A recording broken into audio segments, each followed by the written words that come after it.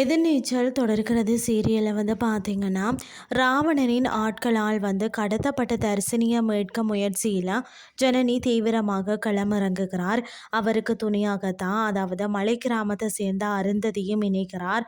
தர்சினியை ஏற்கனவே பார்த்ததாக அருந்ததி கூறியதை அடுத்துதான் விபத்துக்குள்ளான கார் இருந்த இடத்தை நோக்கி இருவரும் புறப்படுகிறார்கள்.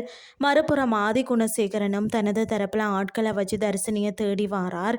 இதற்கிடையில் வீட்டுக்கு வரும் வக்கீல வழக்கு விசாரணை முடியும் வரை வெளியே செல்ல வேணாம் என எச்சரிக்கிறார். இல்லைன்னு சொன்னால் சட்ட ரீதியாக பெரிய சிக்கல் ஏற்படலாம் என்றும் தெரிவிக்கிறார்.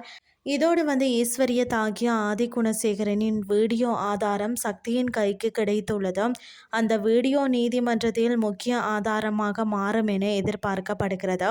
ஆனால் கடைசி நேரத்தில் ராவணனும் தனது அடுத்த நகர்வை தொடங்க உள்ளார். காரில் சென்ற ஆதி குணசேகரனை காருக்குள்ளேயே சிக்க வைத்து தீர்த்து கட்ட முயற்சிக்கிறார்.